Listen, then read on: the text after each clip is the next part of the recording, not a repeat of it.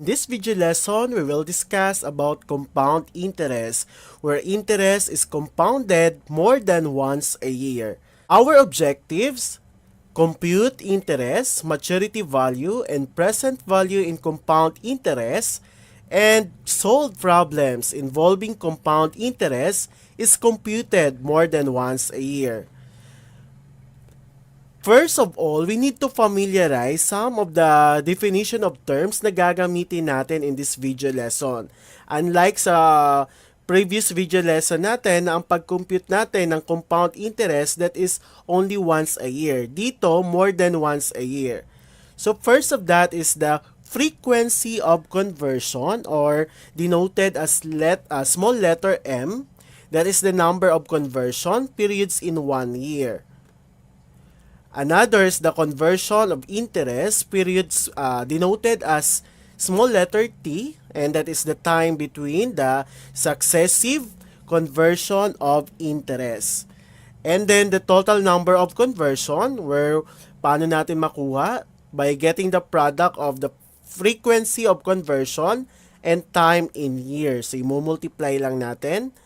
And also, the nominal rate. Dito, meron tayong dalawang rate. So, baka malito kayo. Pag nominal rate, i-present natin into small letter r, that is the annual rate interest. At yung isa naman is small letter I. So, that is the rate of interest for each conversion period. So, dalawa yung rate natin dito. So, para hindi tayo malito, kapag nominal rate, i-represent natin small letter r.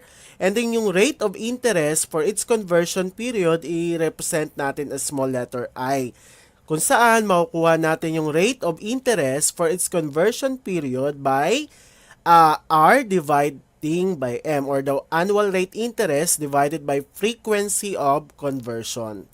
So, kailangan malinaw sa inyo itong mga definition of terms kasi gagamitin natin to in this video lesson at yung susunod pa na topic. Okay?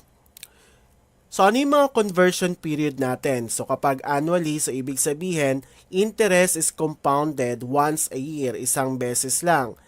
Pag semi-annually naman, yung interest is compounded twice a year. So, ibig sabihin, every 6 months. Dalawang beses sa isang taon. Quarterly, the interest is compounded 4 times a year, or ano yan, every 3 months, no? Monthly, so that is m is equal to 12.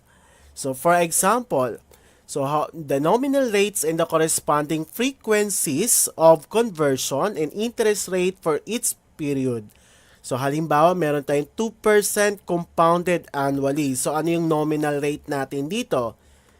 That is R is equal to 0.02 kasi 2%, or kung nahirapan kayo, i-divide nyo na lang yung 2 sa 100 para makuha nyo yung 0.02. Or gamitan nyo ng yung mag-move tayo ng 2 places to the left. Then insert kayo ng 0. So ano yung frequency of conversion sa 2% compounded annually? So ano ba yan? Annually. So ibig sabihin, the M is equal to 1. And then yung conversion period natin dyan, ibig sabihin, 1 year, no? Isang beses lang sa isang taon. And then, the interest rate per conversion period, so paano ulit kinukuha? Binigay ko kanina, that is, I is equal to R over M. So, i-divide lang natin yung nominal rate natin sa frequency of conversion natin. So, that is 0.02 divide 1, the answer is 0.02. Next, 2% compounded semi-annually. So, ano yung natin, conversion period dito? That is semi-annually. So, therefore, M is equal to 2.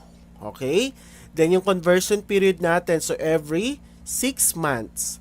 And then, yung interest rate per conversion period natin, so that is R over M. So, 0.02 divide 2. So, 0.02 divide 2, the answer is 0.01.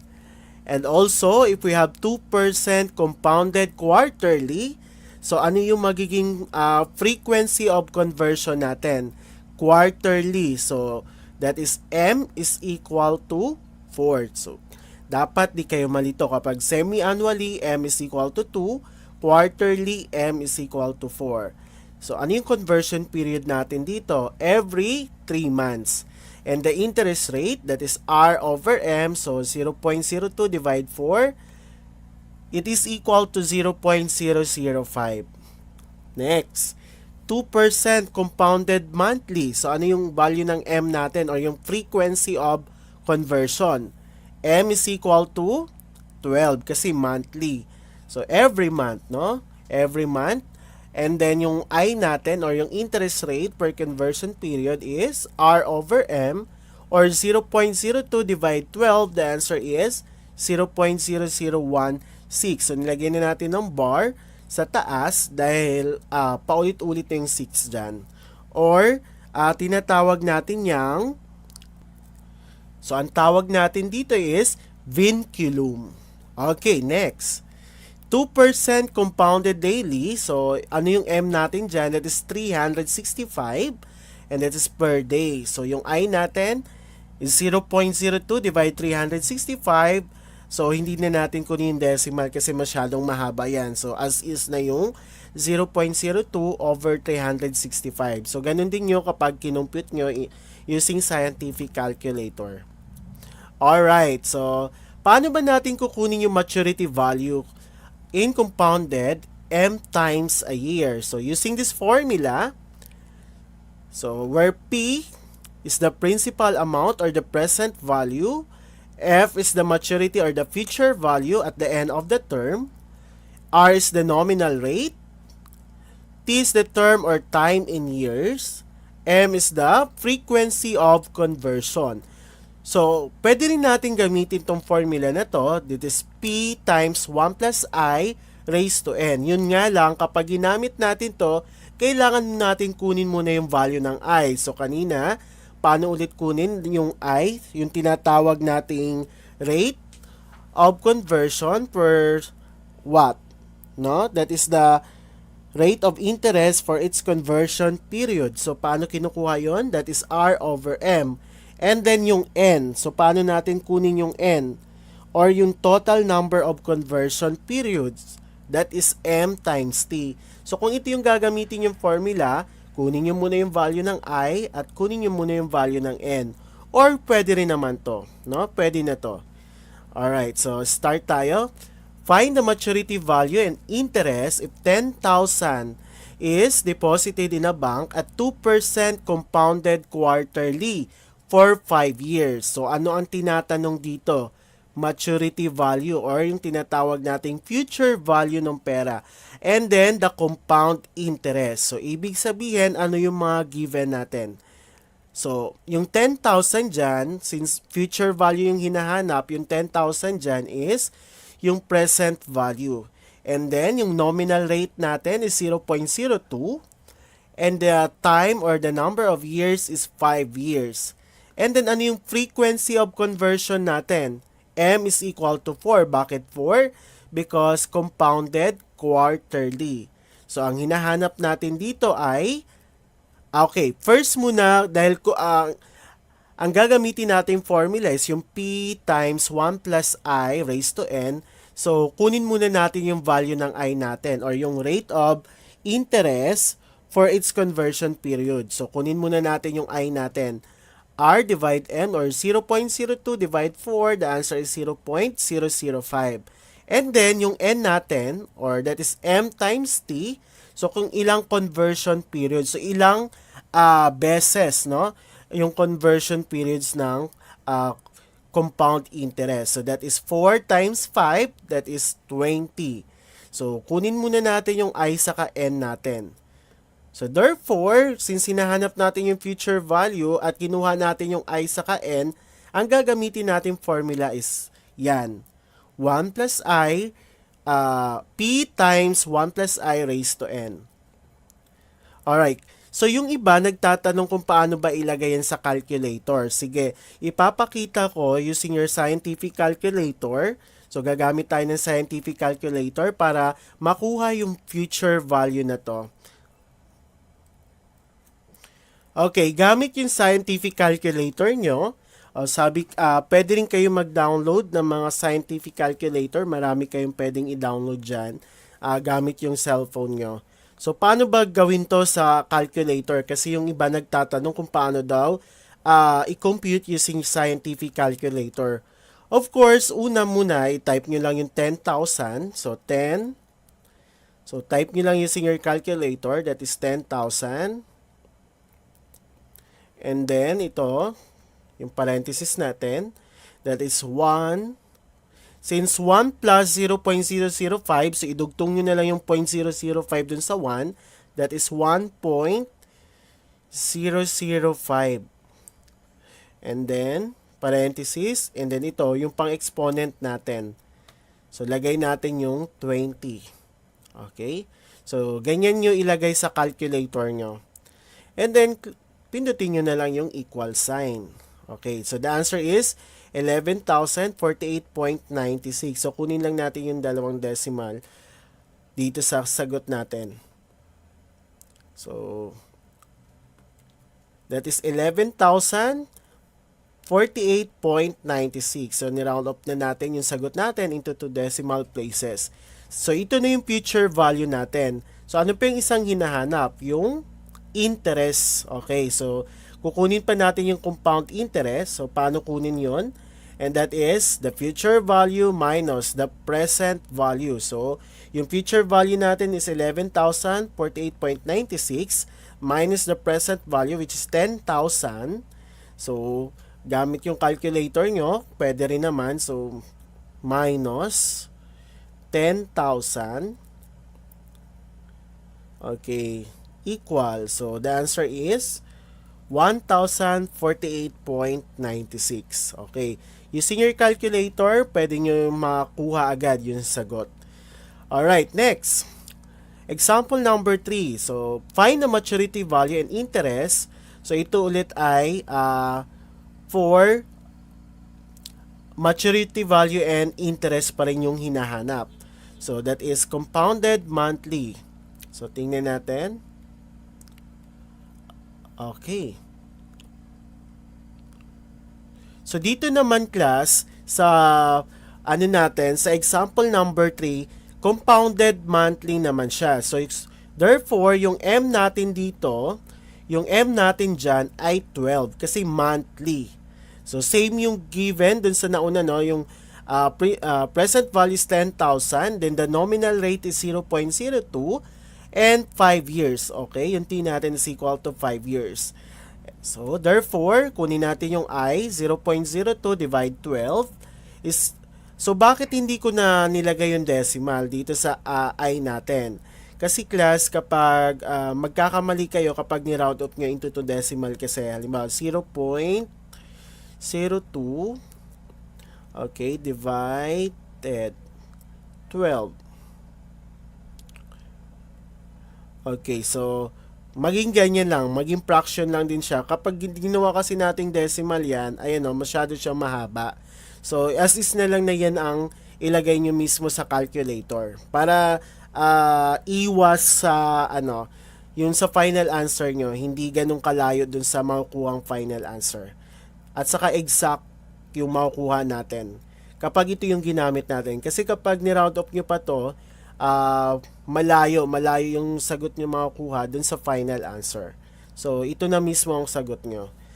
So, yung kanina kasi, 0.005 lang talaga. Ito kasi sobrang haba. Kaya, hanggang dyan lang siya, no? 0.02 divide 12. Yan na mismo yung gamitin natin.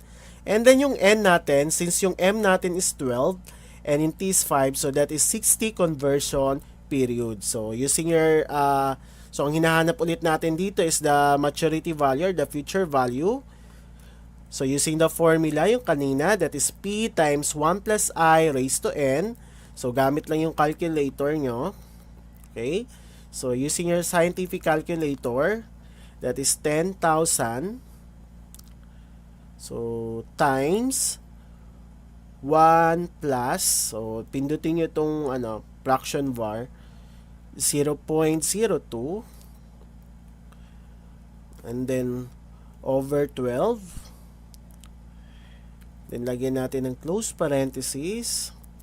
Okay, ito pala, then raise to 60. Okay, so then equals. So, makuha natin is 11,050.79. So, check natin. So, that is 11,050.79. So, that is the future value. Now, to compute the compound interest, so, kagaya ng ginawa kanina, minus lang natin yung future values of, future value minus present value. So, yung future value natin is 11,050.79 minus 10,000. The answer is 1,050.79. Okay? So, I hope malinaw sa inyo how to compute the future value and the compound interest kapag yun ang hinahanap. Next, Chris borrows 50,000 pesos and promised to pay the principal and interest at 12% compounded monthly. How much must he repay after 6 years? So si Chris daw nanghiram ng 50,000. So, nag-promise siya na kailangan mabayaran niya yung yung inutang niyang 50,000 na merong interest na 12% na compounded monthly sa loob ng 6 na taon. So, magkano lahat yung ibabayad ni Chris kasama yung interest na compounded monthly? So, what are the given? So, the present value is 50,000. The nominal rate is 0.12. So, tatandaan natin bakit nag-0.12 tayo dyan. So, kailangan lagi nating i-convert into decimal yung nominal rate natin. And then, yung term natin is 6 years or yung number of years is 6. And then, the frequency of conversion is 12 kasi compounded monthly. So, dito, let's try to use the other formula. Yung hindi nyo muna natin kunin yung I saka yung N. Okay? Using the other formula, yung ganyan. So, P times 1 plus R over M raised to M times T. Okay, so, hindi natin kinuha dito yung I saka yung N. So, gamit yung formula na to, pwede rin natin, isa-substitute lang natin lahat na nakuha nating given value. So, 50,000 times 1 plus 0.12 divide 12, that raised to 12 times 6. So, using your scientific calculator, makukompute nyo yan directly. So, 50,000 times 1 plus 0.12 or 0.12 divided by 12. Then close parenthesis. Sa mga nagtatanong pala kung saan to nada-download tong calculator nito, itong emulator nito ng Casio, puntahan niyo lang yung website niya. Libre niyo yun ma-download. Okay. Free niyo yun ma-download yung emulator. Okay, so yun nga lang, yung may mga features to na hindi natin magamit kasi yung may mga doon na may bayad din. So, may doon na free siya ma-download. Punta lang kayo sa website ng Casio. Kasi natutunan ko ito sa seminar ng mga Casio eh. And then, close parenthesis, lagay natin. Then, raise to 12 times. So, lagay natin 12. Okay, lagay natin times 6. Okay, and then equals. So, the answer is 102,354 point, 97. So, tingnan natin. Okay, 354.97. So, tingnan nyo yung utang niya lang ay 50,000, no? Nangutang siya ng 50,000 and then compounded monthly ng 12%. So, sa loob ng 6 na taon, ang kailangan niyang bayaran ay 102,000. Lagpas pa kalahati dun sa inutang niya. So, ganyan kapag compounded monthly at ang taas, 12% kasi. So, therefore, babayaran niya after 6 years ay 102,354.97. So, ito yung isa sa mga formula na hindi na natin kinuha yung I saka N. So, gamit naman yung may I saka N. So, parehas lang din yan. Kung ang kinaibahan lang, kukompute muna natin yung I dito, 0.12 divide 12, that is 0.01, tapos yung N natin. And then, substitute natin sa formula, yan pa rin ang makukuha natin. O, bahala kayo kung alin sa dalawang formula ang mas sa tingin nyo ay madaling gawin. Okay, since gagamit naman kayo ng scientific calculator, pwede na rin naman ito. Diretso na input yung mga value sa scientific calculator. Okay, paano naman kunin yung present value at compounded interest? So, using this formula, future value divide 1 plus r over m raised to mt, or p is equal to f over 1 plus I raised to n. Ang kanina, so ang ano lang natin dito, ang kinabahan lang nito, so naging numerator natin yung future value divide yung formula na ginagamit natin to find the future value. So gamit yung formula na yan, kukunin natin yung present value. Okay, where P is the principal amount or the present value, F is the maturity or future value at the end of the term, R is the nominal rate, and T is the term, M is the frequency of conversion, I is R over M, and N is M times T. Okay, so for example, find the present value of 50,000 due in 4 years if money is invested at 12% compounded semi-annually. So, since ang hinahanap dito ay present value, so kukunin natin, so ano yung ang given dito? Yung 50,000, that is the future value. The number of years or term is 4 years. And the nominal rate is 12% or 0.12. And then yung M natin or yung tinatawag natin na frequency of conversion, that is 2. Kasi semi-annually. Okay? Ibig sabihin, 2 beses sa isang taon. So, paano natin kunin yung present value? Compute natin yung I muna natin. R over M. So, 0.12 divided 2, that is 0.06. N is M times T, that is 2 times 4 is equal to 8. So, using the formula, F over 1 plus I raised to N, substitute all the given values. 50,000 divide 1 plus 0.06 raised to 8, that is equal to 50,000. So, ito ay add nyo lang muna to, or 1.06 raised to 8, the answer is 31,370.62. Okay, using your calculator, that is, lagay nyo lang muna yung fraction bar. So, fraction bar muna ang unang pindutin, then sa taas, 50,000, then sa baba, that is, lagyan nyo ng parenthesis muna. Okay, 1 plus 0.06 or pwede ng 1.06, no? Raised to 8. Okay? Raised to 8. Okay, so the answer is 31,370.62. So, naka-round off na to. Okay? So, yan yung gamit ng calculator. Alright, next problem.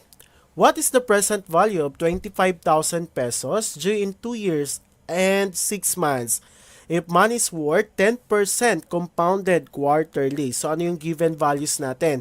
Since yung hinahanap dito ay present value, so therefore yung 25,000 dyan ay future value yan. So, yung mga given natin, F is equal to 25,000. Again, since yung hinahanap natin ay present value, so therefore, 25,000 is, that is the future value. So, T is 2 and 1/2 years. Kasi 2 years and 6 months, 2 and a half, okay? And then, R is 0.10 or 0.10 because of 10%. And then yung M natin is, okay, so hindi nakalagay yung M natin. So yung M natin dyan is compounded quarterly. So ibig sabihin yung M natin dyan is 4. Alright? So compute natin yung I, 0.010 divide 4, that is 0.025. So ulitin ko lang, yung M natin dyan is 4 because that is compounded quarterly. Kaya yung M natin 4. So, yung N natin, 2 and 1/2 times 4, the answer is 10. So, therefore, since kinukuha yung present value at kinuha na natin yung value ng I at N, so, ito na rin ang gagamitin ng ating formula. So, that is 25,000 over 1 plus 0.025 raised to 10 or 25,000 over 1.025 raised to 10. The answer is 19,529.96. So, check natin using your scientific calculator. Okay, fraction bars, then 25,000 over, okay, lagyan mo na ng parenthesis, 1.025, and then close parenthesis, raised to 10. Okay. So, check natin kung tama yung sagot natin. Alright, tama. So, 19,529.96 or 0.96. Okay, so sa video lesson na to, ang focus lang natin is to find the future and present value and then the compound interest where yung interest natin is compounded more than once a year. Sa susunod na video lesson, paano naman kapag ang hahanapin is yung time? So, kung ang hinahanap naman is yung time saka yung rate. So, yan yung susunod na video lesson natin. Okay, so it's quiz time. So, I'll give you 5 questions. So, pwedeng mag-ready muna kayo ng papel at ballpen para masagutan yung 5 tanong. Okay, pwede nyo i-post yung video bago nyo i-play kapag meron na kayong sagot. Okay, for question number 1. When money is compounded monthly, the frequency of conversion is blank. A. 8, B. 10, C. 12, D. 14. Okay, so the answer is letter, this should be 12. Again, so when money is compounded monthly, the frequency of conversion is A8, B10, C12, D14. So the answer is letter C, 12, kasi compounded monthly. Okay, next, question number 2. If the interest rate per conversion is 1% and money is compounded monthly, so the nominal rate is blank.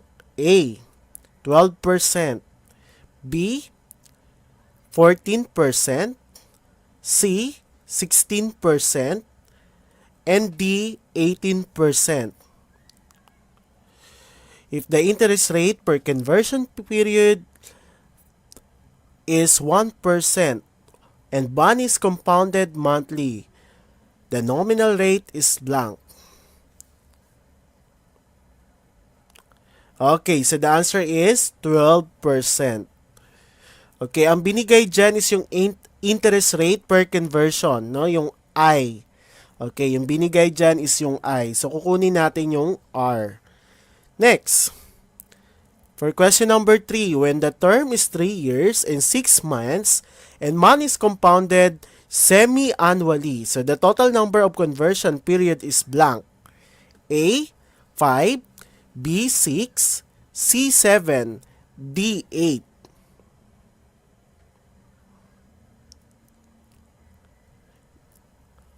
The answer is 7. So, ang gagawin nyo lang dyan, di ba?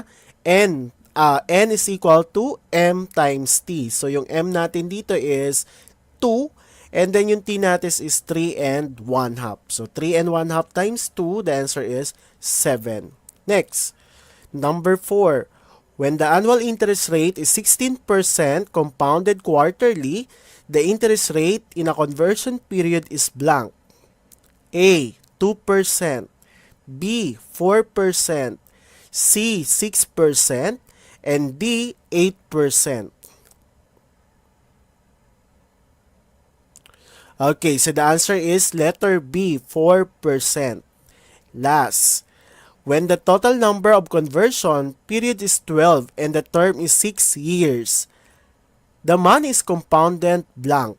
A, annually, B, semi-annually, D, C, monthly, letter D, quarterly.